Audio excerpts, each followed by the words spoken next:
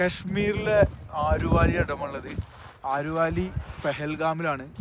പെഹൽഗാം ടൗണിൽ നിന്ന് നമുക്ക് ടാക്സി എടുത്തിട്ട് വരണം. ഇവിടെ വന്നു കഴിഞ്ഞാൽ അടിപൊളിയായിട്ടുള്ള ആംബിയൻസ് ആണ്. പെഹൽഗാമിൽ നമ്മൾ ടാക്സി എടുത്ത് പോവുകയാണെങ്കിൽ ആരുവാലി, ബത്താവാലി, ചന്ദൻവാലി 3 സ്ഥലങ്ങളിലേക്കാണ് മെയിനായിട്ട് കൊണ്ടുപോകുക. അത് ടൂറിസ്റ്റ് ടാക്സി കൗണ്ടർ ഉണ്ട് അവിടെ പെഹൽഗാം ടൗണിൽ എത്തിക്കഴിഞ്ഞാൽ. ഇപ്പോൾ നമ്മൾ ശ്രീനഗറിൽ നിന്നൊക്കെ വരികയാണെങ്കിൽ ഡ്രൈവർമാർ എന്ത് ചെയ്യും, നേരെ അവർക്ക് കമ്മീഷൻ കിട്ടുന്ന സ്ഥലങ്ങളിലേക്കാണ് കൊണ്ടുപോകുക. അപ്പോൾ ആദ്യം തന്നെ പറയാം ടൂറിസ്റ്റ് ടാക്സി കൗണ്ടറിൽ പോകുക. ഇനി അവർ അവിടെ കൊണ്ടുപോയിട്ടില്ലെങ്കിൽ അവർ നേരെ എന്ത് ചെയ്യും, ഈ ഹോസ് റൈഡിൻ്റെ സ്റ്റാൻഡ് ഉണ്ട്, അവിടെ കൊണ്ടുപോകും. ഒരു ഹോസിന് 2000, 3000 ഒക്കെ പറഞ്ഞിട്ട് നമ്മൾ ചാമ്പും. അതൊരു മാക്സിമം ഒരു 700, 800 കിട്ടുകയാണെങ്കിൽ ഓക്കെ. നമ്മൾ കുറേ പേരുണ്ട്, 500 രൂപക്ക് നമുക്ക് കിട്ടും. പിന്നെ അതിന് റിസ്ക് ഉണ്ട്. നമുക്ക് അവർക്ക് പൈസ നമ്മൾ കൊടുക്കുന്നതിന് വെറുത്താണ്, പക്ഷേ അതിലേറെ അടിപൊളിയായിട്ട് നമുക്ക് പോകാൻ പറ്റുന്ന, അതിലേറെ പറയാൻ പറ്റില്ല, ഒരു ആവറേജ് ലെവലിൽ നമുക്ക് പോകാൻ പറ്റുന്ന സ്ഥലമാണ് ആരുവാലി, ബത്താവാലി, ചന്ദൻവാലി.